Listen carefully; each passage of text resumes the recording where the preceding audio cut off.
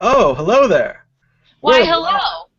we're live on World Crypto Network. Joining us today is Tatiana Moroz, singer, songwriter, and most recently, Coin. That is to say, Tatiana Coin. Thank you for joining us today, Tatiana, on the World Crypto Network. Thank you. I feel like that's like a very, very fun voice. You want to give them the serious introduction, all the way like the proper announcer voice. Although I try to dial it back because a lot of Well, people. Oh, it's just funny because we were talking before, and I was like, "Wow, it doesn't even sound like him at all." Time to get serious. You got to get like serious interview mode. Otherwise, the people don't take it seriously. Yes, and this is a serious program. Very And serious. when because they could think mad bitcoins is crazy, but it's really just that you're mad and not going to take it anymore. Yeah. Not going to take it anymore. So let's go back. Let's go back to the beginning. The Bitcoin song, the Bitcoin jingle. Maybe you could play a little bit of it first, and then we could talk about it. Sure. Do you want just like the first verse, or what do you want out of the? I mean, I Uh, can play the. just I like mean, the first verse, just a little bit to get started. first verse. Okay, cool. Yeah, sounds good. I didn't want to give any of my money to a nation based on war. I wanted to be free, nothing holding me back from where I want to go. I thought about it. What was the choice that I made? It was to take away the money. Don't give up your money. Use Bitcoin whenever you pay. Use Bitcoin whenever you pay. Use Bitcoin whenever you pay. Very nice, very good. So when you started, did you want to write a song about Bitcoin or did it just come up? Do you start with the words first or the music? Um, well, I guess first I start with the concept, and that was, when I kind of started to fall in love with cryptocurrency. Wow, I never thought I'd say that sentence. But anyway, but it was true, I started to really kind of like there's that really big barrier when you first learn about Bitcoin, and then all of a sudden everything kind of starts to shift into place.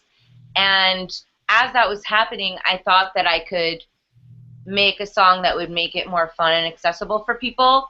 So I started to think about, what am I gonna write about? And so I was hanging with my friend in Buenos Aires. I was sort of wandering around South America. I had been in Chile before that, and then I was in South America, and I was hanging out with my friend, and all of a sudden I left the room, and I literally sang the song, and I had it on my phone, so I recorded myself doing it, and then I played it back, and I was like, wow, that's it, great. And at first I thought it should just be a jingle, something catchy, use, Bitcoin whenever you pay, get like that kind of thing going. Um, but I started thinking about it a little bit longer, and I spoke with my one friend who is a really big advocate for Bitcoin, my friend Will. And he was like, you're missing something. You need something a little bit further, a little deeper.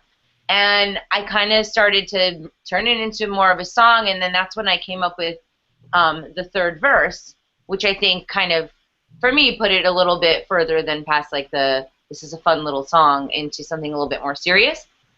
So yeah, so that's kind of how it happened. That's interesting that you were in Buenos Aires when you thought of it. It really shows the international nature of Bitcoin. That you're in you're a totally different country. You're learning about Bitcoin, and you decide to write the song right there. Well, what's interesting is I was thinking about writing the song for a while. I just didn't have the inspiration. But I went to Buenos Aires because there was the first ever Latin American music conference, and I had some friends that had invited me. I had met them in the Atlanta conference that Jeffrey Tucker had. BitPay actually had me play at their party there, and I became friends with the South Americans, and they were like, "You should come," and I was like, "I'm already in South America. Sounds like a plan." And that's where I debuted the song. So after I recorded the demo with my great musician friend and engineer friend down there, and then I finished it, and then I debuted it for the first time in the Buenos Aires conference, and the whole room was completely packed. It was over 300 people just sitting there. It was a little scary, but it was really great. Is that the version that they filmed that's on the internet? Yes, yeah, that's it. Yeah, because I've seen that version. That's really interesting. It was so strange. Andreas went down there for the Bitcoin conference, and it seemed like he came back with that song. So Wow. That's, you know what, Andres and I totally like clicked from the beginning. You know, he's obviously, I mean, he's one of the few people whose videos I'd really kind of been like understanding.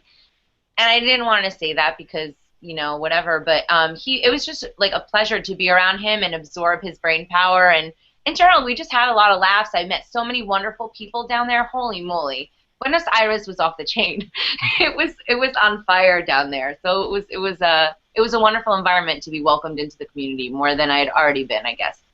very nice. Yeah, Andreas is a great guy. I mean, when I met him personally, I was surprised how personable and nice and kind he was. I thought he'd be more of kind of an aloof, pulled back computer geek, but no, he's very kind and nice. He was a host at his house, and I was there for a party, and he was just all over the place talking to everybody. I was more of the withdrawn person at the party, so it was nice to have that change of an idea of what you'd think.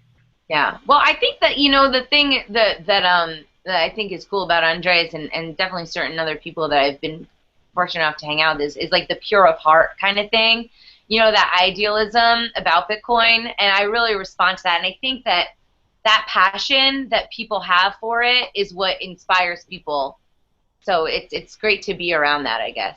And that does seem to beam off of Andreas. He gets so excited when he's talking about Bitcoin. And I was just thinking about it today. I was trying to explain it to a new friend who hadn't heard of Bitcoin yet. And I was telling her how exciting I think it is and trying to kind of dial back my enthusiasm to not scare her away with the overwhelming importance that I think Bitcoin has. And it can be that way. When people get into it, they get all the way into it. Andreas talks about a fugue state. After you learned about Bitcoin, did you buy some right away? Did you read about it? What did you do next? Well, I have an unusual path as to how I got to Bitcoin because, you know, I have always had an interest in making music that would change the world. That's been my goal since I was a little kid. I've always been singing. I always knew what I wanted to do.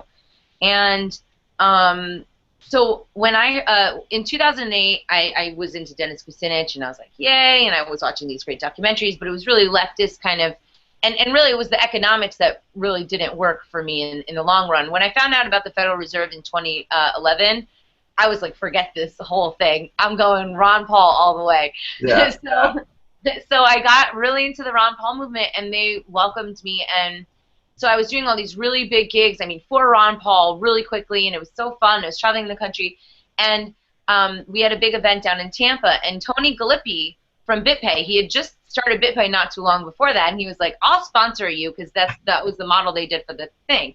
And Yeah. so he sponsored me, and then he tried to tell me about it, and I was like, I don't care, like, I don't understand. But finally, you know, he was so passionate. I was like, here's like $500. I'm like, buy me some Bitcoin.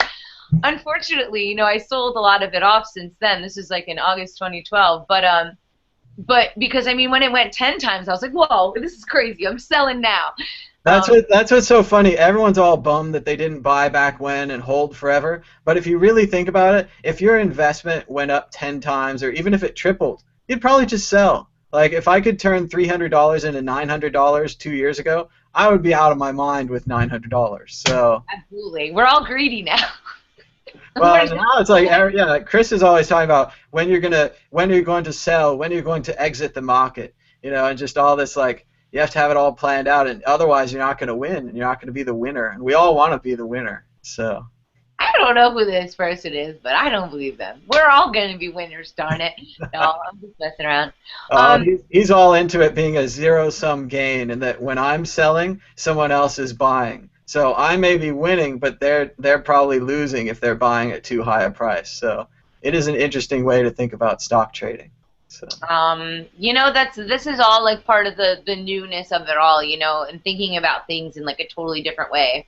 So, you know, I did the Ron Paul thing, and I was super disappointed with the political system. I was going to all these events, these liberty events, no one's there. People only get motivated by like politics, which is silly because obviously it's rigged. Sorry guys, no one's gonna win. You don't get a cookie at the end. You get more taxes. So So then when I went to that Atlanta conference, I looked around. I was like, "Holy moly, these people are hopeful and they have a solution. This is my crew."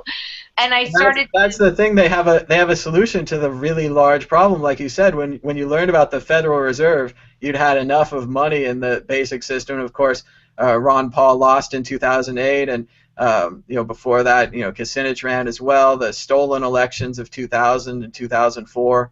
Uh, to. it's pretty hard to have faith in the original system. And the Ron Paul thing had a lot of momentum and motivation. I was interested in 2004, interested again in 2008, but it really started to go downhill there. And they always use the Nader example as the problem with the whole thing. You'll just be a spoiler. So I mean, as far as I'm concerned, it's a rigged game, so I'm over it.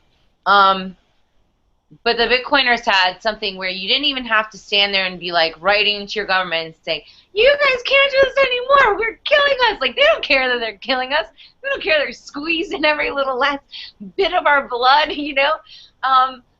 But Bitcoin was like, "All right, well, screw you guys." We're like, it's unbridled innovation where it just kind of I don't know. It's so inspiring. And once I let myself not think of it in that scary, I don't like technology, I don't understand what this is, and was a little bit more open about it, then all of a sudden it just started being like, oh,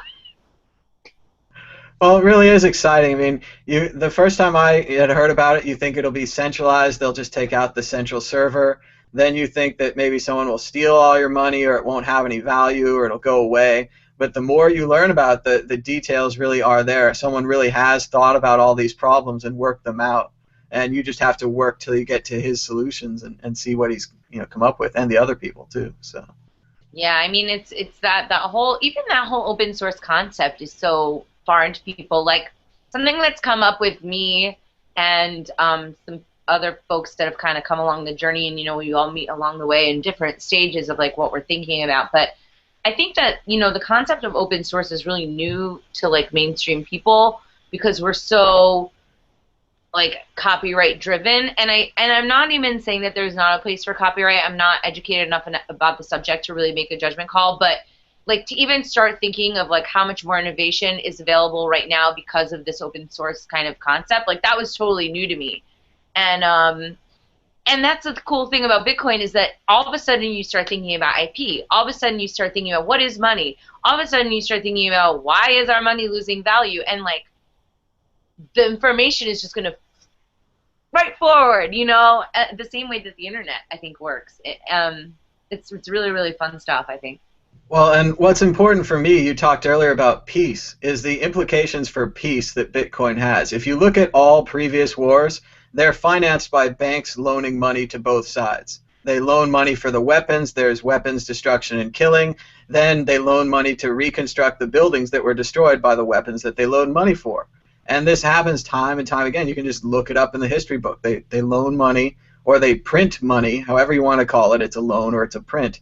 And with Bitcoin, the government can't just print money anymore. It's brilliant. I mean, it's so it's taking the money out of the war machine, and if there's no other reason to use it, that to me is the number one reason. That was always the one thing. And the close second is like in terms of charity, micro donations, and charity through entrepreneurship and entrepreneurial training, because now if all these unbanked have bank accounts, what else can they do? Now they can be storing wealth and making money, and there's a whole economy worldwide of willing participants. And you can send the money anywhere, like with the Philippines and the tsunami there. Free Aid, fr33aid.com, they mobilized immediately, and they happened to have a friend in the Philippines. So when they got the money from the donors, they sent the money directly to their friend. They got together with their group of friends. They packaged everything up. They put it on, speed boats, jet boats, whatever they had, and they took it out there to the people directly. And they took photos of the whole process. They documented what they spent on, and they released it all while the Red Cross was still gathering donations. They were already in the field handing out goods. That is so cool. And yeah, I mean the implications for society. Have you been I have a friend of mine, Pamela Morgan. Have you been following her? She's sort of new on the scene, but she's amazing. No, what's she doing? She talks about the applications of law in Bitcoin, or like by using Bitcoin. So I've heard other people try and explain it to me, and I'm kind of like,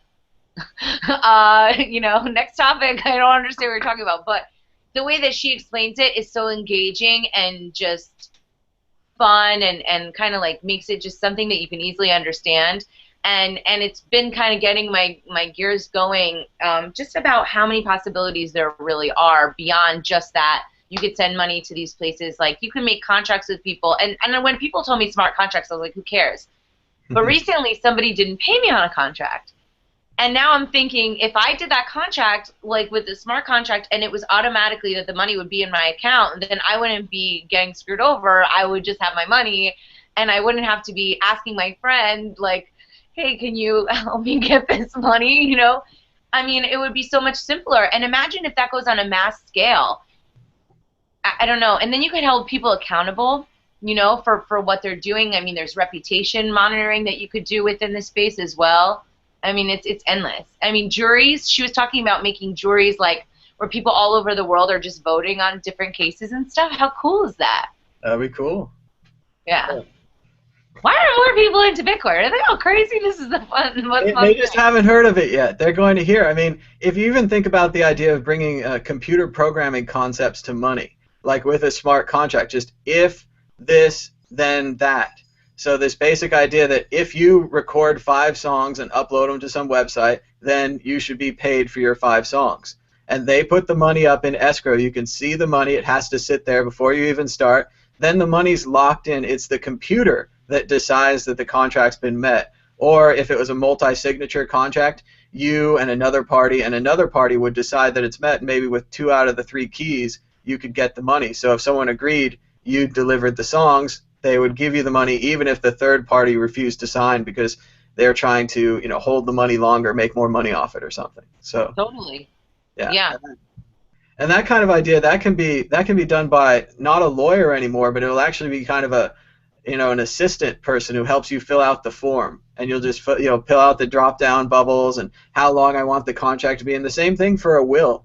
A will is just, if I die, then every 3 months put money into this account, and there it is. The money will be doled out like a trust. If you had, a relative where you wanted to, give them just a little money until the money runs out, and that contract will just keep running. It doesn't need a lawyer to keep it running. It doesn't need an accountant to upkeep the bank account.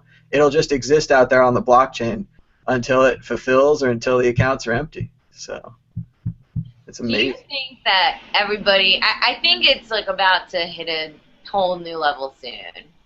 I'm really the business adoption is getting exciting. The dish networks, even though a lot of people don't have satellite dishes, and a lot of a lot of libertarian type people are all, I hate television and rah television.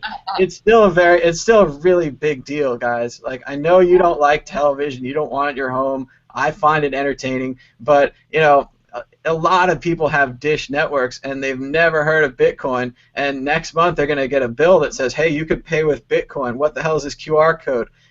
Maybe 10 of them will be like, wow, I should learn about that. And that's enough, and then other people will pay in it. Like, this is and to compare them with Dish or DirecTV that was just bought by AT&T, this is something they don't have yet, so they're behind now. Yeah, no, totally. I mean, the whole thing is changing.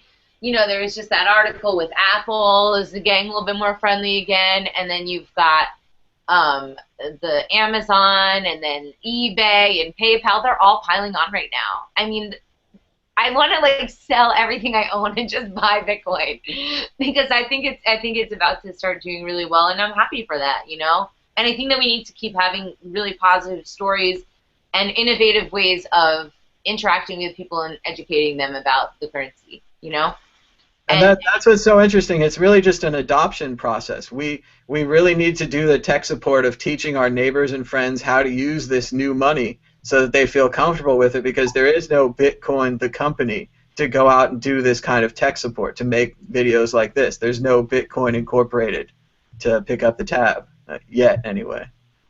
Well, I think that, I mean, it's like a capitalist dream, like capitalism with in the highest sense of the word. You know what I mean? It's like competitive in a level playing field in a lot of ways. I mean, there's always going to be different things that make things unequal, but I mean, it levels the playing field on the massive level worldwide that has never been seen before. It's amazing. It really is. It's like original capitalism. When the market meant something, it wasn't just a manipulated market. You could actually see the flows go up and down. Like we had the China trouble and the market dropped off and then it came back. Also, if you lose in this form of capitalism, like Mt. Gox, obviously a big loser, no one bailed them out. No one came in and saved Mt. Gox like the way they saved, all the other banks and the Well, General Motors. the saving part is the stupid part because it's like I stole from these people in order to compensate these people who were idiots, like because they lost the money. You know what I mean? And then they're saying that's helping them. It's like no, you're ripping them off, and they don't appreciate that. Let those guys sink. I mean, come on. That's what they should do, but sometimes they're too big to fail, and they have to save them.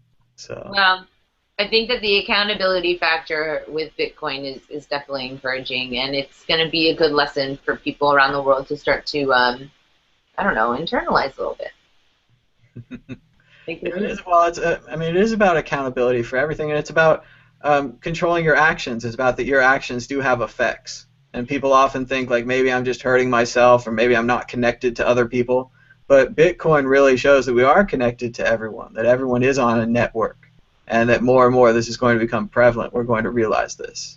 So certain agencies already have, and they've already built all kinds of wonderful friend maps of who our friends should be. But they're keeping this data to themselves. They're hoarding it. So we only just learned about this data last year officially. So. Well, I mean, yeah, officially. I have my suspicions.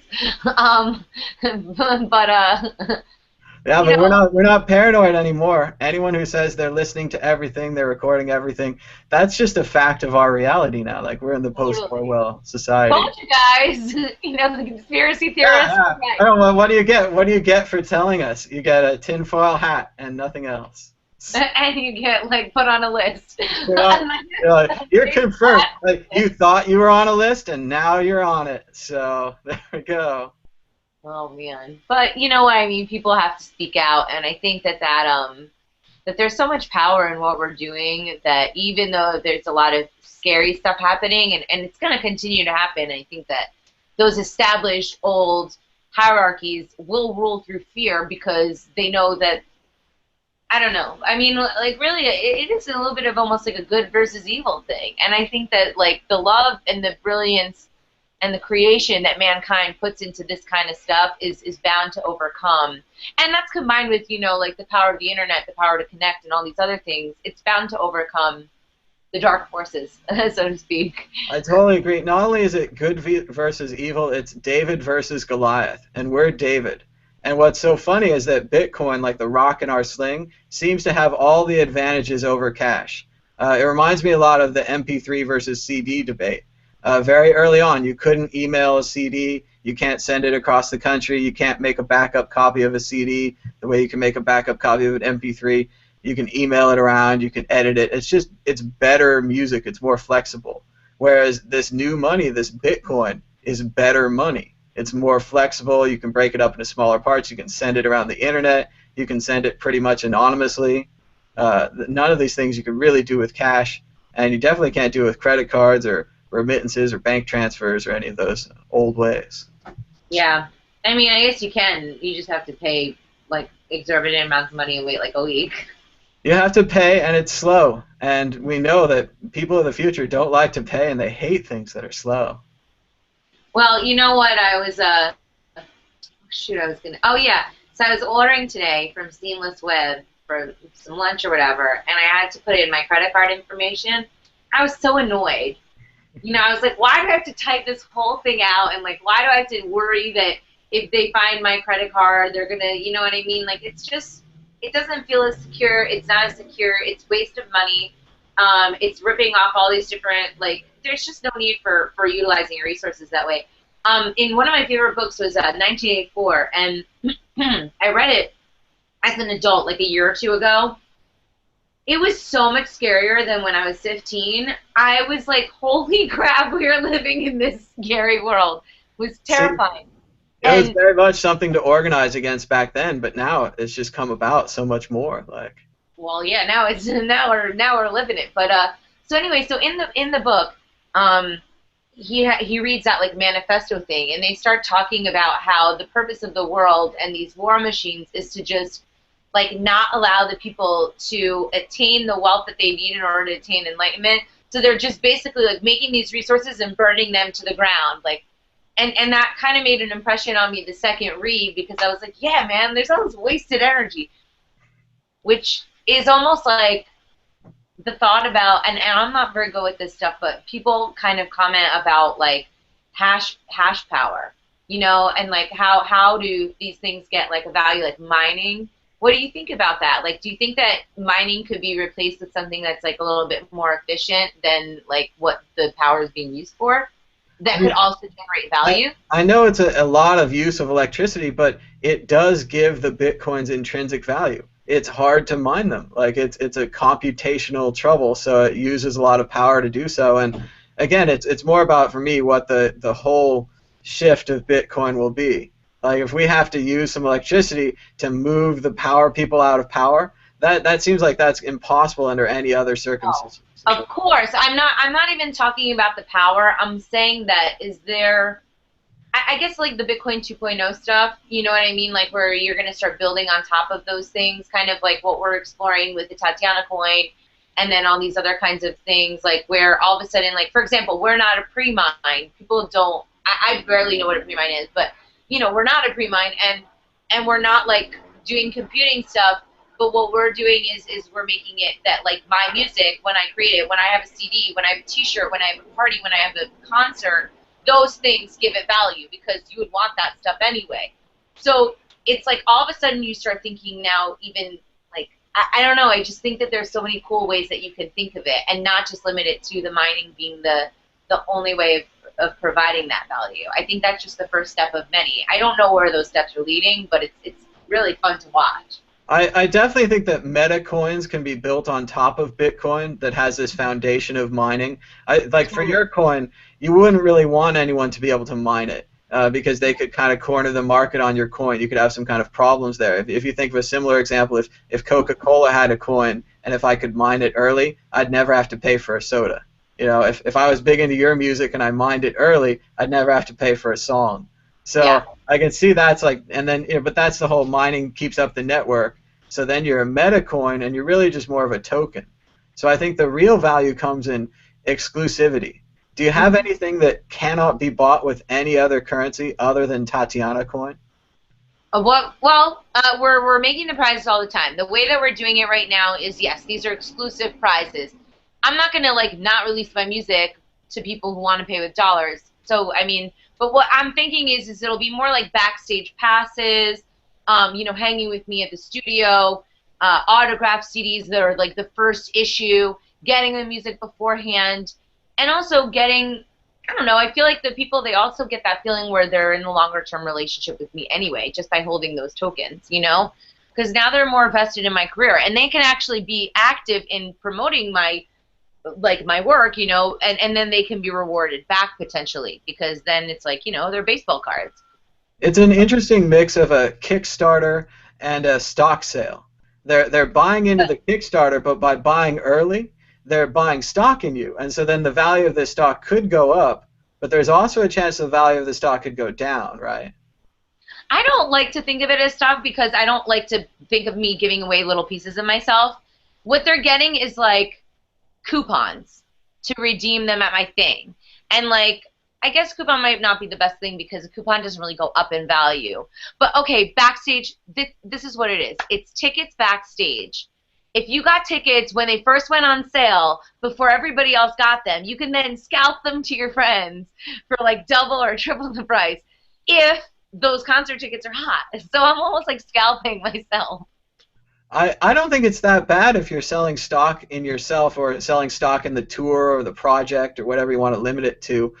Because if you think about the normal Kickstarter process, it's just a donation. I don't have any intention of getting the money I gave to Kickstarter last year back. It went to whatever projects it went to, whereas your project, by giving the people these coupons or these tokens, they actually have a chance of getting some value out of it, even if they just trade those, essentially trade the tokens back to you for the CD or for the concert or the poster or whatever, that kind of thing. Yeah, there's definitely elements of that, but I think that, I like to draw the distinction that that's not really where we're going. I think that we're more looking at it like collector's items, because there's no guarantee.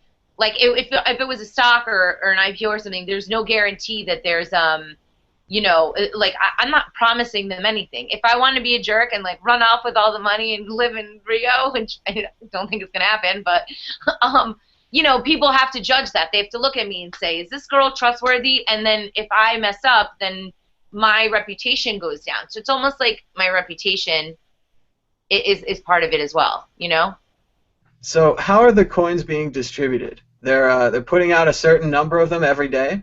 Yeah, so what we're doing is we're making 3 million coins total, and that's however many we're going to make. And then I'm going to sell them 100,000 coins are up for grabs a day. So if people want, they can donate every single day, and every single day they get a chance at a new pile of 100,000 coins. So the smart way to play it is you kind of keep going back every single day, because if it's a slow day, like today wasn't such a fast day, actually I think it was a really slow day. The first 2 days were like booming, and then today was a little slower. So this would be a great day to put in some money. And if you watch every day, not every day is going to be great. So you have a larger chance of making more money off of it, and then that gives me a chance to foster that relationship and say, hey, look, like what we decided today was we're going to start doing a daily video, kind of, even if it's just a stupid thing or of a performance of me, but I'm going to put out something every day. And then on Sunday we're going to go into the studio. I'm going to talk about the recording studio idea and the record label, crypto record label, and then we're going to go to my friend. She's running for Congress. For Senate, Gigi Bowman in New York. And Gigi is doing a garage sale as a fundraiser. So it's going to be cool because people bring their stuff, they donate part of that money to her campaign, and then she gets to talk with the people in like a really interesting, relaxed setting. I mean, if you've ever had a garage sale, it's super fun. You just like sit around, like have a drink, hang out, it's $5, take it, So I thought that was a great place where I could talk about Bitcoin and sign people up with wallets and be like, look, if you sign up with a wallet, you can have that T-shirt for free, or you can pay for it with Bitcoin, and I'll even give you a discount. Or you could do all sorts of funny stuff with it. So I don't know. It's gonna be funny. So after about 30 days or so, the auction will be over and the coins will be gone? Yep, that's it. So after 30 days, that'll be it, and then I guess at that point we'll have a better idea of like what the market rate is, and then we'll get started on the process of distributing the coins. People are gonna have to use them in the counterparty wallet. So, but I was a little concerned about that because I was like, oh great, another wallet, another thing. I barely know how to use blockchain, but I tried to set it up and it was super easy. I mean, it was just like, write down the password, here's my email, thank you, goodbye. So it was, I think that, I think regular people will know how to set it up, and that's what I want it to be, like not that hard. So the counterparty wallet, it's a web-based wallet, so you just go through a web page? Mm-hmm. Yeah. And then once they get the coins, can they start buying the CDs? Like, where's the market for the CDs? Has that been released yet? What do you mean, where's the market for the CDs? Well, how much, like, how many Tatiana coins does it take to buy a autograph CD? We don't know. We don't know yet? We don't know, but what we're saying right now is $25 equals enough Tatiana coin to get you a CD. And I don't even know if that's the right thing to do it at. But yeah, no, I'm happy with the prices that we set. So yeah, if somebody's willing to pay me anything that's on that list, like I'm happy honoring that price. So after the auction's over, you'll add up all the details and attempt to determine the market value of Tatiana coin, and then price the CDs and the backstage passes, etc. accordingly. I guess so. You know what? I like this is still really new to me. So I usually like to ask Adam or Amos or Ryan or Lisa and kind of work those things out. I mean, literally, remember, this is the first time we ever did it. But from what I understand, that is how you explain it is accurate. I just want to make sure that I'm not like saying the wrong thing, and then people will be like, "You said you'd give me a CD, and I want it now." And I want it signed too. Mm. Sign it to Edgar. I mean, not that there's anything wrong with that name, but Edgar Allan Poe, one of our greatest poets. there you go. I was thinking more of like that Norman Bates character or something. I've never seen that movie. I was just trying to think of like a scary guy. I've never seen Psycho. Oh, it's a good movie. Really I mean, scary. I know that there's a shower scene. I think there's a crazy mother. I mean, I could It's probably at when some point. Hitchcock first released it, he put out a message to all the theaters that no one was allowed to enter after the movie started. So they actually had little guards at each theater door to keep people out, so that people could really focus in on the movie and get scared. And they really do.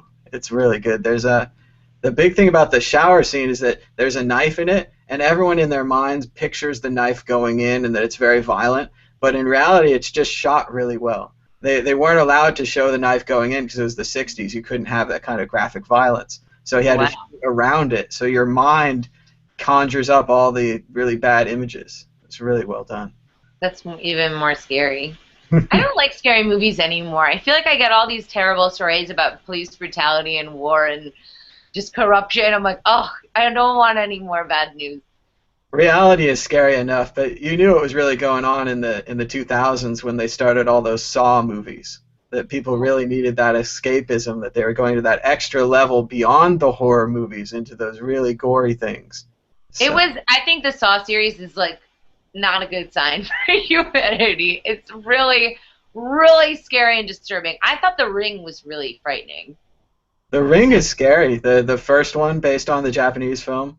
Well, what's so funny about that now is that we're safe because we don't have VCRs anymore. So that girl remember she's trapped in the VHS cassette. You're fine now. Like all the VCRs, mine's unplugged. It's over there. I mean, it's like being trapped in a beta deck or a cassette tape. Like she's doomed. Like she's never getting out of there. I can't believe you even thought of that. But okay, yes, you're right. I'm happy now. It's like a genie in a bottle. Like, I mean, you see cassette tapes at the thrift store all the time. No one's ever going to listen to those again. Like, they're totally Is this another argument pro MP3? Yeah, MP3s. Well, I don't know. I like records too. But I'm saying in terms of protecting us from like evil monsters being caught on tape. There it is. Just like Bitcoin, MP3 saved us from the Ring monster by keeping her trapped in the old analog formats. There's no digital monsters. Although I haven't seen that new movie with Johnny Depp. I think he becomes a digital monster. What does that mean? How so? What movie? I don't even pay attention to the movie. I think it was called Transcendence, maybe. It's a classic idea. He wants to upload his brain into the computer, and then once he gets in the computer, is he like a computer virus or is he a good guy computer virus? And we're not sure. I haven't seen it. Is it like in the movies now? Yeah, I think it was the last couple months it came out, and it had all the new graphics of, the 3D rendered man popping out of the computer and all the digital kind of, he's taken over the servers, he's in the other server now. It's a lot. I barely know what a server is, but I'm getting better. You're getting there. Now I sort of kind of understand it a little bit more, and that's, I don't know, I think there's like a lesson in that. Because if I can start liking tech, then there's got to be other ways that we could be reaching out and not making it about this is blockchain. Well, and that's what I like so much about your song and my show and kind of these ideas about bringing Bitcoin to the masses and really getting out there with it, because it was previously explained by people who really couldn't explain it. They could explain it to their own people and they could get very technical with it, but the actual nuts and bolts of the thing kind of need to be rephrased into more basic language so that we can get everyone on board. Totally. That's why I think that, your show is kind of fun. You've got the costume and stuff, so that's like, I don't know, just makes it like, oh, okay. Well, it's less threatening. It's like you don't have to invest. You just can watch this guy with a funny hat and he'll tell you some stuff about it, and the more you hear about it, the more it seems like all the news is good and it's really exciting technology. And what's so great about this now is you said Andreas, and Andreas always talks about before the internet and how when the internet came on, he knew it was the thing right away. A lot of other computer geeks knew right away. Once we got on it, we tried to get on it all the time. It's the same thing with Bitcoin. We're going through the same pattern where we know about it first, and I guess we didn't make $1 million on the internet either. We're not going to make $1 million on Bitcoin, but still knowing about it first, knowing that it's superior, and then watching everyone else come around. That's $1 million in its own way of just knowing that you've changed everyone and everyone's on board with the new Bitcoin idea. Definitely. We're in business. We're cooking. Absolutely. So I do have some notes about the lyrics. It says that I'm an REM fan, so I'm all about the lyrics, even hard to understand lyrics that sometimes make no sense. But your lyrics are surprisingly straightforward. I really like the words. It reminds me of Bob Dylan. It's surprisingly political, but oh so catchy. So the song starts out, it says, I didn't want to give any of my money to a nation based on war. I wanted to be free, nothing holding me back from where I want to go. Do you think Bitcoin will really set us free? How? Absolutely. Because if you're not paying, Uncle Sam, and I'm not, well, we'll leave my opinions on the whole tax structure out of it. Everyone should pay their taxes. No one's inspiring anyone to be like Thoreau here. Thoreau has some good ideas, but it was a different time. Roads are great. I like the roads. Well, I would argue that people could do a better job than all of that. But, freedom from, if you can't, you know what I want lately? F you money. And because, this is going to come back to Bitcoin, but it's like people can beat you down and they can do so much crappy stuff to you in the way that things are organized now. And you can't do anything unless you've got FU money and you've got like a whole armada of people with having your back. So yeah, I think that Bitcoin totally levels the playing field, and then all of a sudden it is that freedom, and you don't have to keep, every time I take my money out of the Federal Reserve, that's not another dollar that they can be messing with and then using that to kill somebody. I'm not into that. Sorry. So yeah, I absolutely think it could liberate, especially in its application in third world countries. Yeah, totally. And most people don't even know about fractional reserve banking, and that when you deposit $10, they actually make a series of deposits based upon that deposit. And that it's not like the old days where they were loaning out the money they had in the vault and, oh, your money's in Jim's house, your money's in Fred's house. Actually, they've loaned out way more money than they have. The actual reserves of these banks, I believe they're under 10%. They might be under 5%. So that if people actually went in and asked for their money in the classic It's a Wonderful Life bank run, there wouldn't be any money. There'd be empty vaults. So that's why every time you transfer into Bitcoin, you're avoiding that empty vault that could be the future. And that's your freedom right there, is that if something happens or if you need to make a change, you have the money in order to do it. Sometimes all of us are forced to do things that we don't want to do, go to our stupid job, put up with somebody's crap, stay in a bad marriage even, or an abusive relationship, all these different things, because we're kind of look at, especially in those countries where, the women are not allowed to do stuff. Those women, they can't leave because they can't hold their cash. What are they going to do, put it under their pillow and then get beaten up for having it there? They can't even drive, really. It's unbelievable. Yeah, and it's not even just a women's issue. It's a poverty issue. It's an oppression issue. And governments and the war machine and the banks have basically been holding us hostage like little cattle that they just drag our milk away from us until we die. I'm not, I think that this will, put down the gates, let us all out in there, get our own. I think that ties in good to the next line I have highlighted from the chorus. And the chorus says, I thought about it. What was the choice that I made? It was to take away the money, don't give up your money, use Bitcoin whenever you pay. It's such a catchy hook, use Bitcoin whenever you pay. I've seen versions of this song labeled as the Bitcoin jingle, and I think it's because of this line. It's so catchy, but it's also so motivating. It's very much a call to action. Do you envision Bitcoiners getting charged up and to mention it to every cashier they see after they hear this line, to leave flyers behind for every waitress? Is that what we need to do to reach total Bitcoin adoption, TBA? Yeah, I think so. I think that, we want to be having people like it goes back to what we've been talking about the whole time. Accessibility, things that people like. Look, you know the jingle from the, milkman, and you know the jingle for the, I don't know, ice cream company, whatever. So, I'm being like Don Draper. I'm giving you a real, like, emotional connection with a sales pitch for something that's really, truly benefiting you. And in a, like, catchy, fun way. I mean, people like to sing. People sing poorly. People sing great, People sing in the wrong language, but they all sing. So I think it's a great way to kind of bridge that gap a little bit. It really is catchy. It sounds like The More You Know, like dun dun dun dun, just that, end of the line jingle, like whenever you pay. I like that too. It's very 100%. All the time you should be using Bitcoin. And eventually we will. And we'll look back on this and we'll be like, of course we use Bitcoin whenever we pay. What's the song? Tatiana. That's great. What else will we use? Pieces of paper and little pieces of metal? Yeah, I'm going to take that instead of Bitcoin. That's a very funny picture, but yeah, I guess that's the future. You have to, like, if you look down the line enough, they're already saying that the reason that the Sacramento Kings accepted Bitcoin is, not because he's a technology billionaire or not because of all those other things. It's that his kids were bugging him. They were like, hey, Dad, we go to the stadium. Why don't they take Bitcoin? Like, this is not high tech. And so, the father, the technology innovator, Vivek Randiv, had to, go and figure out what this Bitcoin is and get in touch with Coinbase and Bitcoin and get it going that way. So, it's been sorry about all the racket. Oh, they're just coming for you. They've tracked you down.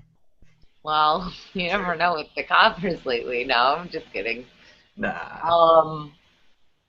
But I also like the line where it says, "Don't give up your money." Because the people really have given up their money. By accepting the default money handed to them, they've become unknowing pawns in the system. And as soon as they touch crypto, it's like Neo in the Matrix, like freedom. So isn't that great? They shouldn't give up their money. Well, this is why I think it's such a great teaching moment with Bitcoin, because all of a sudden, you just start thinking about things differently, and it just kind of, it's like the Matrix. Or it's like when you first woke up to, like, what was going on around you, but it's better than waking up and looking around you and being like, holy crap, we're screwed, but you're, like, cold and scraggly, like, under a bush somewhere, like, what am I going to do? Bitcoin is like, you woke up somewhere, but don't worry, we got blankets, we've got a sled, we've got some horses, you can mush them, like, we've got a path, come with us. It actually seems mean to tell people about the Federal Reserve before we had Bitcoin, before we had the solution to this problem. Because you're really just waking them up. You're like, the entire monetary system's a fraud. There seems to be some, like, definite central controls going back 100 years. It's all very established history. You could go read about it, but no one really wants to because it's just so dark. It's this rabbit hole. It just keeps going down and down and down. But Bitcoin's what we found at the bottom of this rabbit hole. Like, this is the hope that we needed to get free from this thing that's held us down for 100 years. And before that, it held us down 100 years before that. I mean, there was a brief period where Andrew Jackson killed it off. But other than that, this has been a very effective system for a long time. And Bitcoin's the first thing that's ever been able to flip it over, at least it looks like to me. So. Yeah, have you ever seen The Money Masters? Sure. Really great movie. I feel like that whole history of money is like really eye-opening. That I feel like was the main movie that kind of just knocked me out. That and Freedom to Fascism and Fiat Empire. And I remember I was going around in Zuccotti Park and I dressed up. First time I went down there, I just went down there like my usual scrubby self, like sneakers and like whatever, looking like a bum. And then I looked around and I was like, wow, these people, they don't look that clean. I'm like, I think I could do something with this. So I came back and I like did my hair, my mom is Polish, so she always like trains me to look good when needed. So I went down there and I was like, here you go, here's the GPT. And on there you'll find all about the Federal Reserve. Want to learn about the Federal Reserve? And so I gave out all these little discs. And that was, I mean, all along while I've been learning about this stuff, I've wanted to be that kind of outreach person. And I think that, you need a lot of different kinds of messaging, too, because not everybody's going to react to, like, a friendly thing. Some people need to be like, wake up! Don't get pushed around. Join our forces. No, I'm just kidding. But yeah. You can do that job, too. You're very versatile. Thank you. You know what? Yes, perhaps. I could just be like, listen. Things are changing there. I mean, that's like getting pretty hardcore, pretty fast. Yeah. Overall, I think that there's a lot of things to be hopeful about. It's been, there have been a lot of disappointments in the past few years for me, for everybody. I mean, for years, I think the American people are just getting more and more beaten down. I mean, it was already a weird, creepy thing before 9/11, but since 9/11, it's just been like, oh man, this country sucks now. Like, it's just out in the open. We're all screwed. Even though we have a lot of incredible people here and a lot of really great values, it's just that those values have been abandoned. It was pretty bad. It's pretty much our generation's JFK assassination. And then yeah, but we're all the victims. We're all JFK. I mean, they're trying to kill us all. Not like physically, necessarily, but you know what I mean. It depends what building you work in. So. Oh man. Yeah, I know. I went there. Downer comment. It was like I had a smile on my face. I'm like, oh man, this is depressing. It's all changed now because we have Bitcoin. I was also going to say while we were talking downer news, there was so much optimism about Obama in 2008, the hope and the change, and he really on the face he seems like a transitional candidate. He was an attorney. He was a community organizer, an incredible background, and I don't know, it's not an incredible presidency so far. Really... I mean, it's just like Bush Part 2, but even worse, and like with slightly darker skin, and it's like annoying because it's like these stupid little tricks are used on people. Like next, they'll put in Hillary, and I'll be like, it's a woman president, we should trust her. And then like a year, and they're gonna be like, what the freaking hell is going on? They're like, we knew we should have paid attention to that Benghazi thing. And then they're gonna put in like a Spanish person or like an Asian, and then they'll put in a white guy, so we'll think that it's still, you know what I mean? Come on, it's such a Spanish person or an Asian person would never betray us. They're on our side. I believe that, right? You know what? I don't care about people's whole thing. All I'm saying is that they like that archetype where they think that they can make everybody believe in this little fantasy figure. It's almost like characters on a TV show. Oh, absolutely like a TV show. If you recall back to the Hitchhiker's Guide to the Galaxy, Zaphod Beeblebrox, the president of the galaxy, his job was not to wield power, but to distract people from the actual wielding of power. And in this capacity, Zaphod was the greatest president that the galaxy had ever known. He was the most incredible distraction, and that's really what I think about with Obama, just the best distraction ever. Like, if I wrote down in a little book beforehand of the various things that the new president to take over for President Bush, it would all be right there. Like, he doesn't believe in having another investigation for 9/11. Just investigating it would be fine with me. He continued the wars pretty much, and now he's continuing the NSA spying. We know about it. He's acknowledged it, and he's continuing it. So. And then there's the NDAA. Thanks, bud. Great job there. More and more every day. But that's why your song says, continuing, I didn't want to waste any of my time working for the government. I wanted to be kind, open up my mind just like an instrument. And like you say, working for the government, we all have Social Security numbers, and we all generate value for our accounts, paying taxes, feeding the war machine. I always like to think that my taxes are only going to war, or only going to roads, but which I like. But that's not true, is it? I've seen roads that are privatized that are a lot nicer, I'm just saying, than like the government ones. There's no incentive if you're a government to make something efficient, because then you're not creating jobs. It's like you're just getting stuff done. Why not make a big, fat, bloated bunch of people sitting on top of it? We need more money. We're making jobs. And of course, the roads that I like, the highway system, were originally designed so that airplanes could land on them in a military emergency. So there's always, and of course, all roads lead to Rome. So there's always something going on, but it's not that bad. And now on to the. But most of the money's for war, and here in the U.S. we spend more than anybody, and there's not much we can do about it. Sing, right? And so and talk about it and use Bitcoin whenever we pay. And now on to the bridge, the new part. I really like the way you did this, releasing the song in a half-finished version and then releasing the rest, because now when I feel like I'm watching that live version, I'm getting something special. And I especially like the second part of this where you say, so many times I thought to myself that we didn't have a chance, but Nakamoto came along with more than a song, gave the labor back to man. And it's really about labor, isn't it? The ability of the people to store value. Anyone who knows anything about economic history knows the inflationary dollar has lost more than 90% of its value in the last 100 years. That's not a very good store of value for the people's labor. You put your labor in and back comes 10% of it. It's not a good deal. Do you think things will be different with Bitcoin? Totally.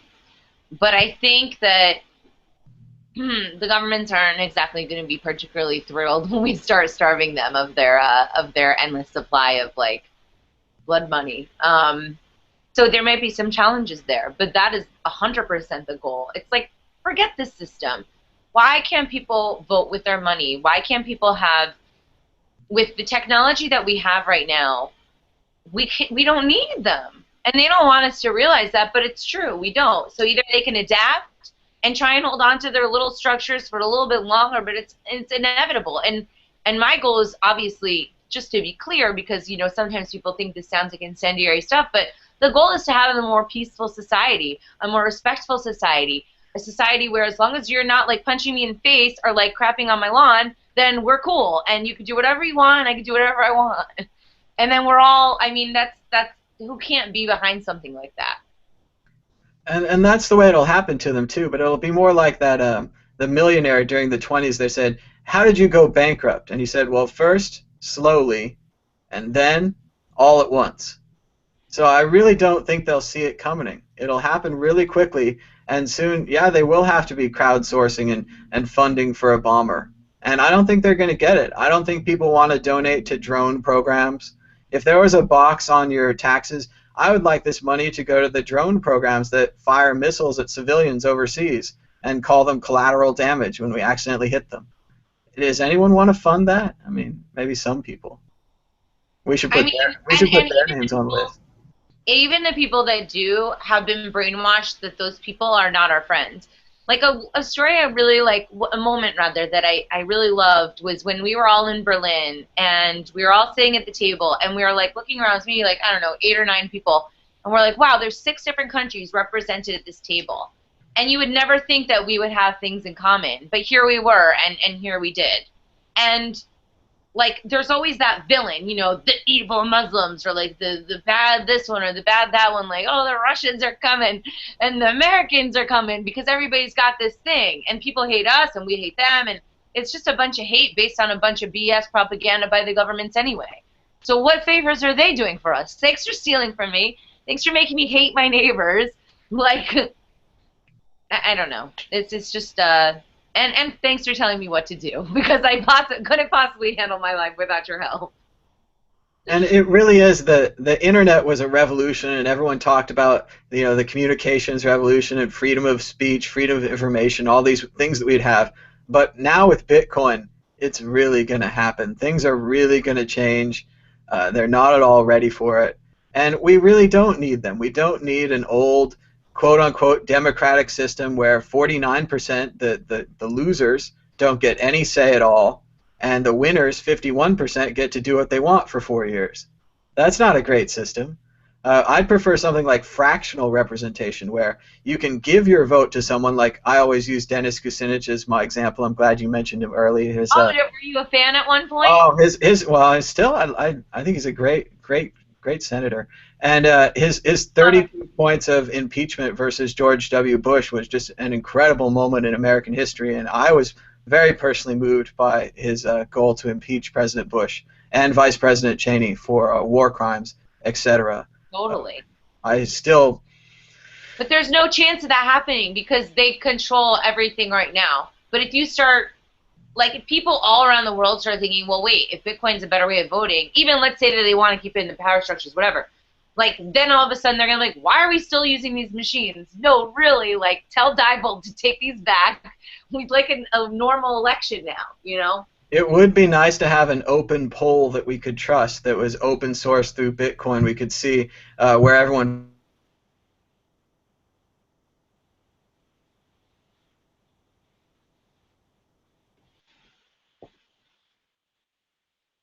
Hello?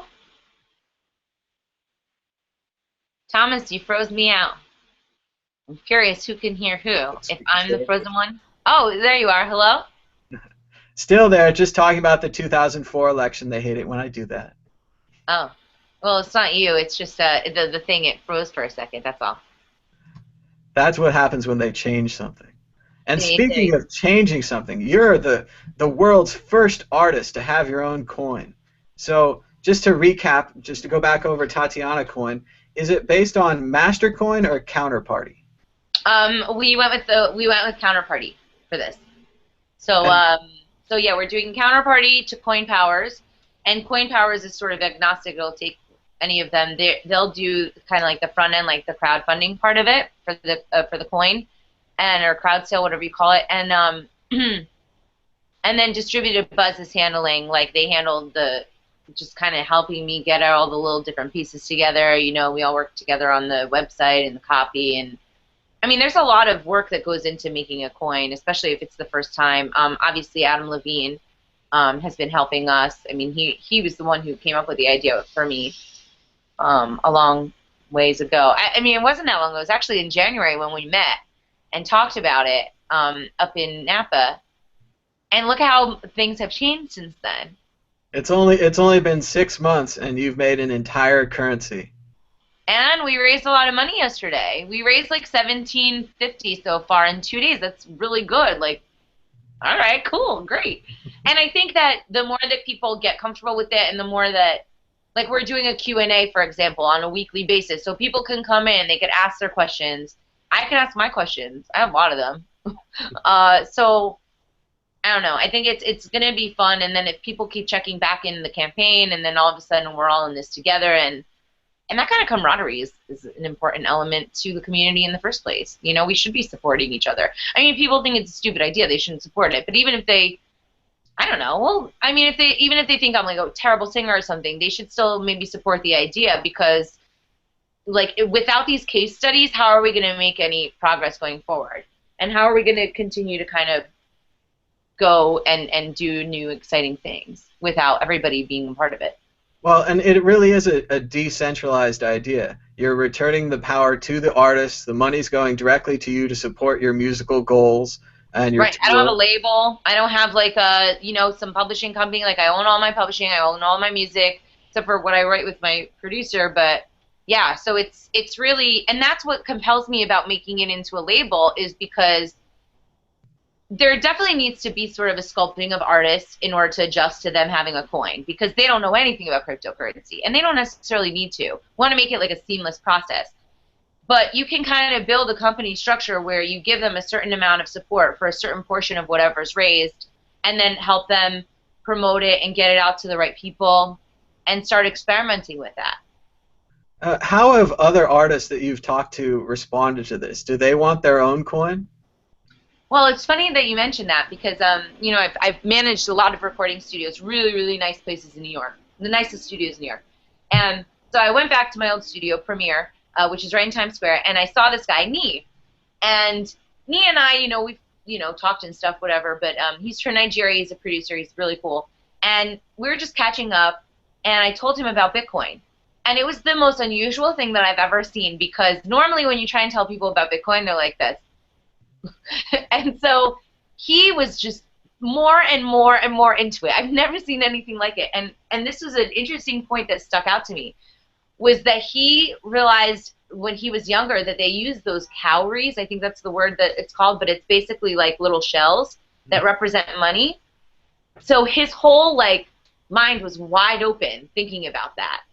And as an artist, he also felt like this need to kind of organize things better and to make an impact and to see the next big thing in music. So when I told him about Tatiana Coin, he was totally into it. So I think I'd actually like to do an interview with him because at one point he said something that I thought stuck out to me was that in 1982, the Nigerian unit of money, whatever it is, like the, whatever, equal or stronger than the British pound. So now I'm curious, What happened in Nigeria when that happened? Because I bet you there was some sort of something where all of a sudden, like, they're like, oh, peacekeeping mission, all terrorists, oh, there's this going on, whatever. Next door, there's violent warlords. We have to disrupt the whole thing. I want to explore that a little bit more, because that's kind of how you can really screw over the people of your own country, and you can wipe people's value out right away if something goes wrong. And I don't know. I'd really love to learn more about it. I really want to go to Africa and see what can be done there, and then the Middle East. I mean, there's a conference. Amos is Israeli, so he's doing a conference. Well, he's not doing it. The guys at Mastercoin and some others, they're doing it in Tel Aviv. You know, I don't know. There's a Sydney conference. There's a Singapore conference. There's all these different places. So I think that that international experience is going to be fun. That could be very cool. I could see a future where every member of the band has his own coin. You have to negotiate before the show. I'll give you 20 of Freddie the bass player's coins and 50, drummer coins. And then Gene only takes funk coins. And then genres could have their own coin. You could get paid by the genre if you play a song. I don't know. I don't know about all that. That sounds really wild, but I'm into it. It's all possible, because I mean, if you're a meta coin, if your coin doesn't have to be mined, we're basically they kind of have to copy your development and have another coin, and then see where it goes from this. The real question is, what if you succeed in your goals? What are you going to do with all of this money? Well, I have very clear goals, and I've been working on them. They may seem a little bit ambitious on my page, but you have to remember, I'm an industry professional. I went to Berkeley and Boston. Like, I'm not like some schmucky kid. So what we're gonna do is 25 grand will make me the breaking point for an album. I get incredible discounts from my friends, and this is gonna be super pro. I mean, the same place where all the famous people record. I mean, Cat Stevens was in Studio B, so and that's my room. And I love Cat Stevens. So there were other more famous people, but to me that was the cool person. So anyway, so it's going to be done super pro. We're going to do a video, and we're going to kind of share that experience. We're going to talk about Bitcoin and how it influenced the making of this album. Then the next level of 50 grand will be to support my tour around the world, so I can get to Singapore, so I can get to Sydney, so I can get to all these different places and be the musical ambassador almost, And then at 75,000, we'll bring a video crew documenting all these experiences. So if I wanted to go and I wanted to talk to some street vendors and show them how Bitcoin can help them, or if I could go and talk to people in, some third world country and be like, hey, listen, let's talk about Bitcoin. Let's see what's going on with you. Like, work with different charities. Just all these different cool things. That would be what I would want to capture. And then the final stage would be, we're saying it's 250,000 or more. I think that I know I could do this. I've worked at studios, and something that's always frustrated me is all the dead time that people are the studios aren't being used, the interns are being treated like slaves, and they have to clean toilets, and they don't even get to practice their craft. So why not use that time to develop artists? And if you can have that almost like a testing method, because if an artist raises a lot with their coin, that means that they have a support. They have a lot of people that believe in them. So you can almost use it as a filter. Because right now, you listen to the radio of the 10 songs, but then you have 9 billion songs out there. How do you know what's good? I'm not cool. I don't go to people's, like, I'm a hipster. I know all the cool new music blogs. Like, I listen to old stuff a lot of times, or something that's, like, pop music, like Macklemore or something. I'm really into that. Like, that'll be in my space. But I want more music, but I don't know how to sift through it. So this could potentially help.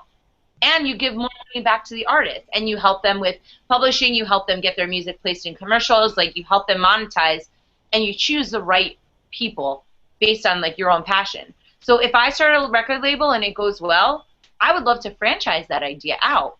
Because then if you've got, like, X amount of dollars, you can start your own label, pick 5 artists, give them all coins, we get you on board, and we make it almost like a little factory of, like, awesome music that competes, like Zenith Coin. My friend, the Zenith Music Exchange, Eddie Crowell, he's building like an actual exchange where musical tracks and maybe coins will trade against each other. I mean, that would be really fun, and it would be a really great way to get people to figure out what's good.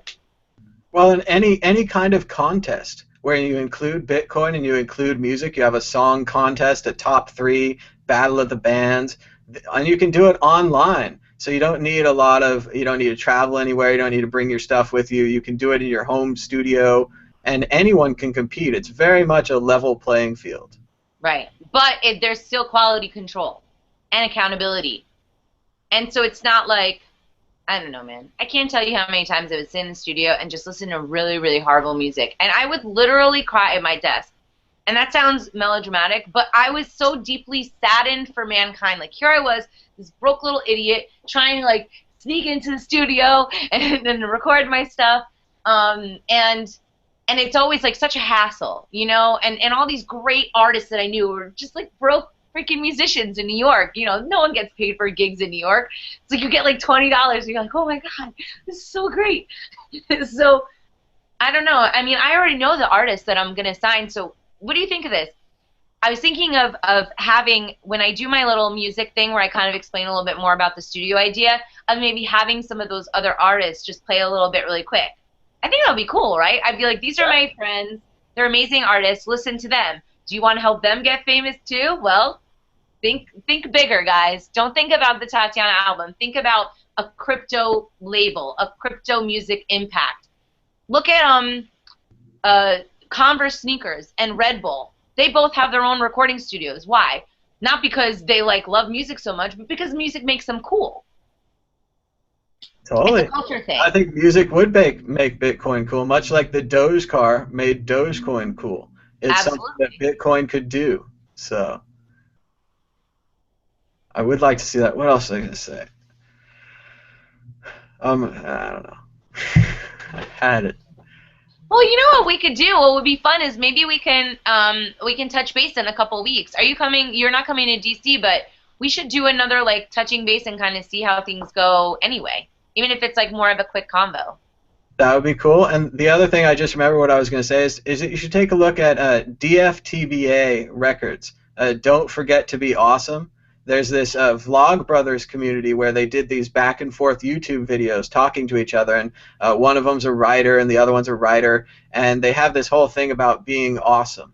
And they even got President Obama, although we weren't crazy about him earlier, he did say, don't forget to be awesome. So he said their slogan once. So, but DFTBA Records, they did a lot of the similar stuff you're talking about. They crowdfunded, they used T-shirts, and they have a little stable of kind of, I don't know even that they're nerdcore artists like computer geek rap, but they're just related to the internet and undiscovered people who got their start through this record company that they set up based upon this YouTube channel that's really popular. So it has been done before. So look to the others for examples and ideas. Yeah, definitely. I mean, luckily I know a lot of people in the business. Like my friend. I mean, I shouldn't speak of the companies that I could potentially work with, but I want to, because I'm not confirmed with any of them. They don't know my idea yet, but they're sort of, it's trickling through the system. And I mean, I'd be happy to work with and look at all the different kinds of models. And I think this is something that artists are going to love. They're going to be like, wow, power to the people. I mean, the only people that aren't, and even the labels could get in on it. You know, it's not a profitable world for the labels. Like, I'm sure that, like, it sucks to work at a label right now. I had a lot of very nice people that I worked with for, too many years in the music business, and they would just sit there in their offices and, like, they would have to, put down the bad news, and they would be like, sorry, we can't pay you, or no, we won't pay for that rental, like, they can't do this, all this red tape. That album was shelved. Who the hell likes working in that environment? Come on. And it's not about the music. It's all about the sales and the metrics and the money, right? I mean, it's not the quality of the record. Like you were saying earlier, you were crying because the music was so bad, and yet it was profitable. They were making it, right? So. Yeah, but I think that they're making that at the theft of mankind's, like, soul. I mean, think about it. Like, another time that I would get super depressed is listening to the radio. I mean, really? Like, this is the best that we have to offer? This is the message that we're giving to the people? You. I don't normally curse on camera. I try not to, but fuck you. Like, how dare you take that from us? This is ours. This is the voice of mankind. Stop screwing with us in every way that you could possibly think of. poisoning the food. Freaking the air is all messed up. The money's messed up. Like the entertainment industry is like screwed up. The education system. Stop messing with us. All of those other things I was okay with, but it's when they started messing with the music and the movies that I couldn't take it. They have that computer program that writes the popular song. They can tell what the notes are that'll make you think. They have the auto-tuning as well. And then when it comes to the movies, just sequel after sequel, year after year, new franchise, reinvented, more Spider-Man movies, more sequels, because it's safer. It's not because they'll be the best movie or we're trying to, create something of cinematic value like during the 70s. It's more now, it's like, it's really safe to make another Spider-Man movie. We're going to make some more money in the same way that it's really safe to make another One Direction album or more Justin Bieber music. So. Those people must be so frustrated as well. Like, I have some friends in film, but not enough, actually. And yeah, I mean, I think a lot of times people will do like a cheesy blockbuster thing, and then they'll do pet projects. And even then, it's like if you can get into a blockbuster thing, you're supposed to be happy. Same thing like with advertising music. I remember when I was at Berkeley, it just started being popular to write music, or rather have your song used in commercials. And I remember thinking, I would never do that. That's disgusting. And now that's the only way that artists can make music. And it's like really like such deep meaning and love goes into writing a song, and then it's used to sell a product that a lot of times isn't even good for you. I remember after Lou Reed passed away, they kept using Perfect Day in that video game commercial where they're all running around playing the video game, shooting each other or whatever. And it's all Perfect Day, and I'm reminded of his passing, and no one else is. No one else identifies that as a Lou Reed song. And that kind of interest in the music, Howard Stern talks about this all the time, how excited he used to be when a new album would come out. Like a new album would come out, you go to the record store, you stand in line, you go home, you listen to it. A new album comes out now, I barely notice. Like even if it's an artist that I love, I barely notice. It's so hard for them to crack it. And it really is, like you said, it's the commercials. I hear the song in the commercial, it gets stuck in my head, I hear it again, and I'm like, where did I hear that song? Oh, it was in a commercial, which is the strangest way to hear new music. I can't imagine that that's what we've come to, but... Yeah, I mean, it's almost like people need patrons again. And that's, actually, that is a little bit like what Tatiana Coin is. It's like patronage, but on a micro level. Well, if you're going to mention the keyword patron, then I'm going to go ahead and plug my Mad Bitcoin's Patreon account at Patreon. That's patron with an E, patreon.com/madbitcoins. And this really is what Tatiana is talking about. This is you pay what you want, subscribe monthly, and you gain access to a behind-the-scenes section where Mad Bitcoins will talk to you, and anyone can subscribe for whatever they want every month. So it's Patreon, patron with an E. And this is a San Francisco startup company. It's very cool. Show some love, everybody. Yeah. So I'm making money now. A couple $100, but still very nice, very nice. You know what? And it's almost like sometimes like somebody can't really donate a lot or something. Even the fact that somebody donates $1 is awesome. I mean, because that's like saying respect, man. Absolutely, and the new YouTube tip jar that they're working on. Some people say it's going to be Bitcoin. I think it's going to be Google Coin. But it's cool. People need tips. People need support. People are making YouTube videos to entertain other people. And YouTube advertising doesn't really cut it. I don't want to bum you guys out, but the YouTube. Oh my God! You get $2 for every 1,000 views. $2 for every. How hard it is to get like $10? I mean, seriously, it's. And honestly, I think that there's something up with the YouTube algorithms or whatever, in terms of how like certain things become more available for public eyeballs in the first place. Although I did write a song. I don't know if you've ever heard it. If you like lyrics, you might like this one. It's called Make a YouTube Video. That sounds Super good. poppy. And when I wrote it, I was like, oh, YouTube's going to buy this from me. I'm going to be rich.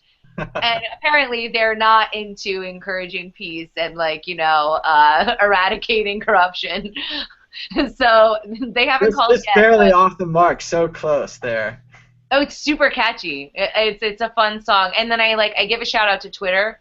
And then I purposely don't mention Facebook. I'm like, F you guys. Not going to give you any props, Fedbook.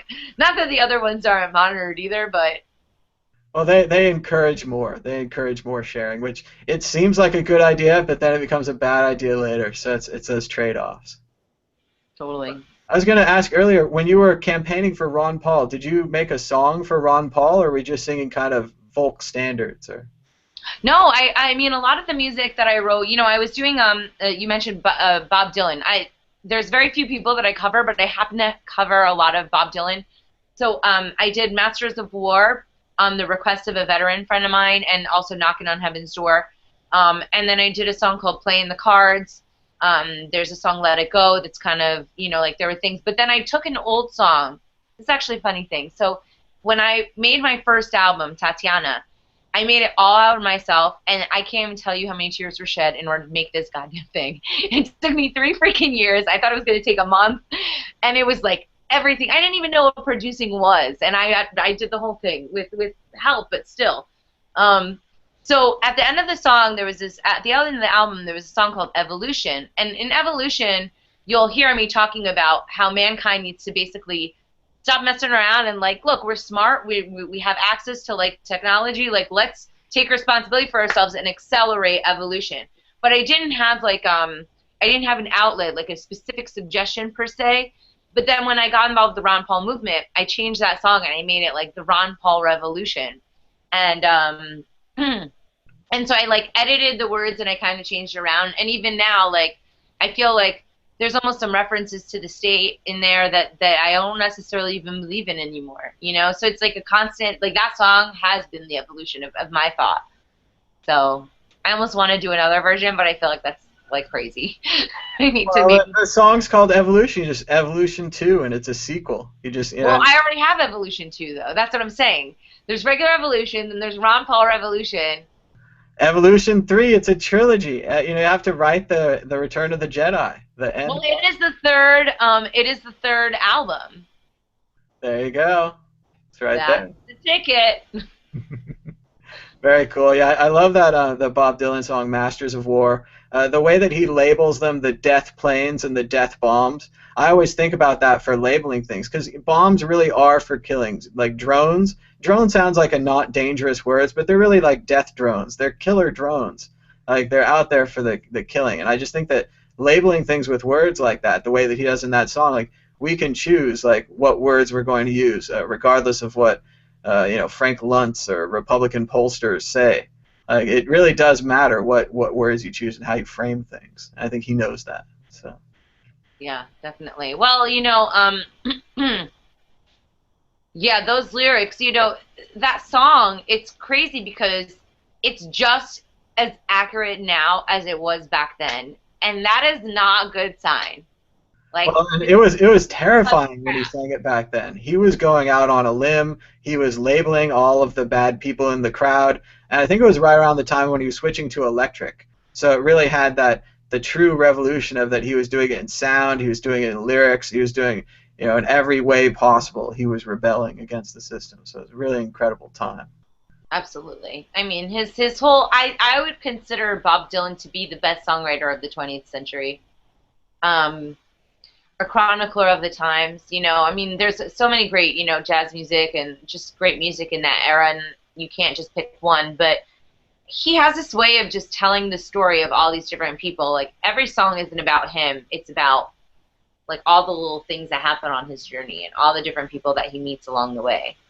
And the stories that are in... And I get that, because I get a lot of inspiration out of people that I meet, and that, kind of just, like, their stories kind of influence what I'm going to write. There's a song that I, in the Tatiana Coin campaign, like the song that's underneath, and I have like the separate version on YouTube. There's a line in there that I took from having this conversation with one of these Bitcoiners, and he was saying, you're being the voice of what we're thinking in our heads, And so the line is, oh gosh, I can't think of it. It's a voice the echoes of minds. And give the world what they want, because these are troubling times. And it's saying, like, it's like a consciousness of everything that's going on, and then I don't know where I was going with that, but I just thought I think you're right, and Dylan was able to tap other people and maybe in some ways kind of become them or steal their attributes, maybe bring out their best qualities in ways that we didn't understand, or worse, yeah. But I mean, and if you see that, there's that movie where they have 4 or 5 different actors playing Bob Dylan, and even at the end, I think Cate Blanchett, a woman, plays Bob Dylan. So it really is the different sides of this character that he created of the Bob Dylan, whoever that is. I mean, I read his autobiography. I wish he would write the other parts of his autobiography, please. But it was great. I mean, he just went from people's apartment to apartment, listened to all their records, read all of their books, often stole the best ones, thinking that basically he had kind of the right to have those folk albums. They didn't really deserve them. They didn't really appreciate them the way that he did. So he stole a lot of people's and you know, he would only steal the best. He'd only steal your rare stuff. But that's, you know, that was his way. He valued the music. He valued the books so much more, he felt, than the other people that had to go to work and pay for those apartments that he was bumming around in. So. Well, you know what? People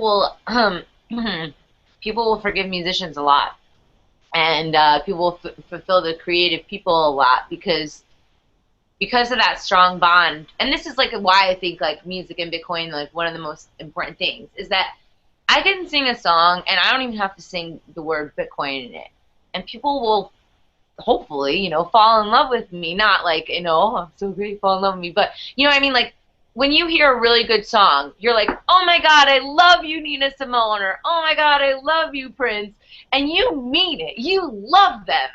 And there are artists that I've grown up with that I'm like, you know what I mean? Like, they to me are like family. And that bond is so hard, especially in today's cold, scary world where we're all separated even though we're all connected. Music has the power to kind of just grab you and be like, come here, we're friends forever. So, and that's a weapon. And it's the best kind of weapon because it's a weapon, I sound like such a cornball, but it's like a weapon of love. And that's the kind of weapons that I want. You know, where you can bond people together, and then later on you can be like, by the way, I was doing this. You know? Well, and that's why we're so fortunate to have you in the Bitcoin community to express yourself through song, and so that we can hear that voice in our head, but have it, you know, amplified and have a guitar there, and just, you know, bring it all together the way you do. So, you know. Well, I appreciate that. I love. You know, I don't like performing in regular places anymore because when you're singing about real stuff to people who get the real stuff, but at the same time, like in the real world, they're like, man, I have like 3 friends that like liberty, or like I have like 2 friends that like Bitcoin. You know, they feel lonely. So when we all get together, it's like, again, you know, and you got the music going, you got like a couple of drinks, and everybody's talking, and there's philosophy, and there's innovation, and there's business, and there's a little drama, you know. It's exciting. And it was so hard before. It was so dark. I mean, even to try to believe in the liberty idea, you really were kind of all alone by yourself. But Bitcoin really is the light, and it is for everyone. And it's out there, and anyone can use it. And when you really think about what it can do, like changing the money system, that's a crazy idea. The money system is an entrenched power. It's been there for hundreds of years. It looks on the face of it that a bunch of people have been manipulating it for hundreds of years, and that they're not going to give up that manipulation very easy. So it's something like Bitcoin that's unexpected that could surprise them, not be in the plan, and actually have a chance of knocking them off their perch. And I think a lot of Liberty people and a lot of Bitcoin people see that, and we want to do whatever we can to get to that point, to get to total Bitcoin adoption, to get that kind of numbers out there. So. Well, I think it's cool, like, for example, that more, like, because there's still some resistance in the liberty movement to Bitcoin, but Bob Murphy says that I can quote him on this, but I converted him to Bitcoin. I was his, like, bridge to Bitcoin. And now that you've got economists who are kind of explaining things from that Mises school and being like, okay, this is why you need to kind of adjust your thinking here and blah, blah, like, it's just building that bridge a little bit more. And now people that didn't understand it can be brought in even, you know, like, and understand why they're supposed to support it. They don't still feel like it's like, oh, this is a little shady, but I guess I'll give $100 toward it. You know, it's not like a deal or anything. It's just Bitcoin. And now they understand why it works. And it's just the same like cash, but better, 100 times better.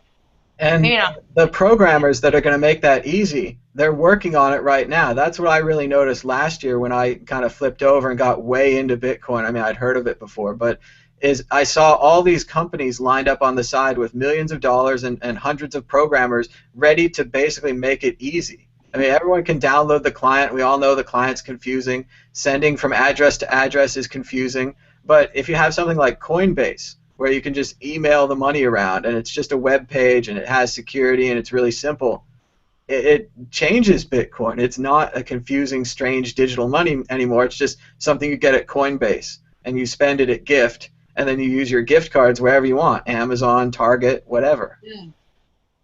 Magic. Magical internet money. There it is, and someone already made an altcoin called that. So there you go. Really? My friend, he has that as one of his email addresses. Yeah, they're thinking all the time. I think it's a Friends of Franco coin made magic internet money.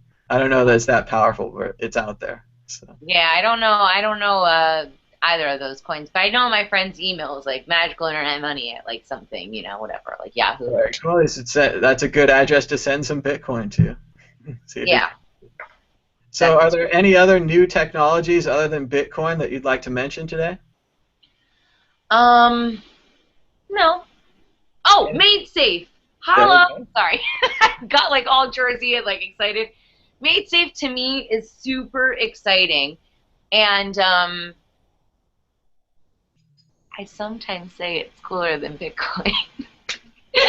Now, I don't understand it that well, but the way that I met David Irvine in New York, and at first he started telling me about Made Safe, and I was like, all right, dude, I don't know what you're talking about, but the more he talked about it, the more the philosophy and the vision of equalizing news, equalizing education, ending propaganda, supporting music through paying people in SafeCoin, but letting fans and regular people just share music for free.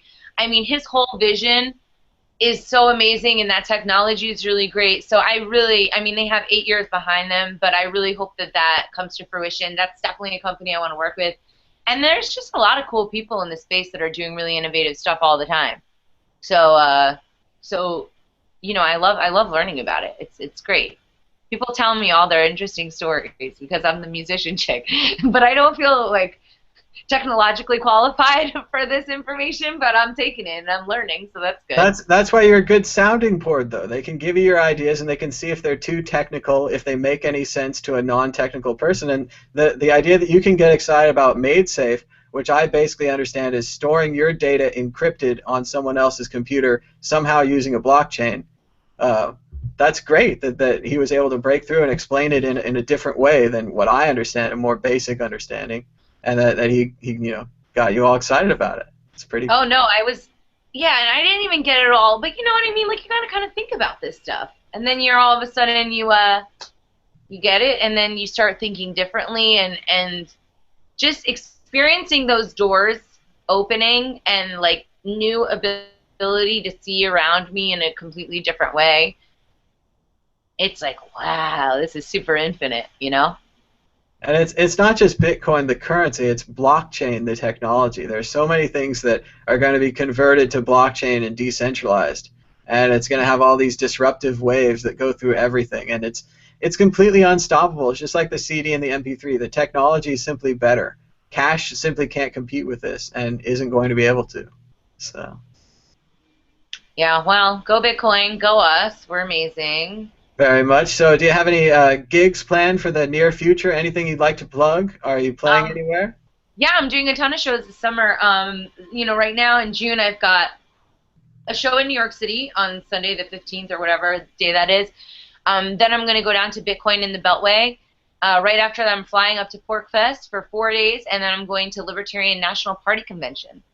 So fancy. And then, you know, there's other stuff being booked. I'm kind of trying to gauge, like, either I'm going to do a tour in the South and maybe Colorado and a little bit of California, kind of house concert style, and maybe playing different meetups.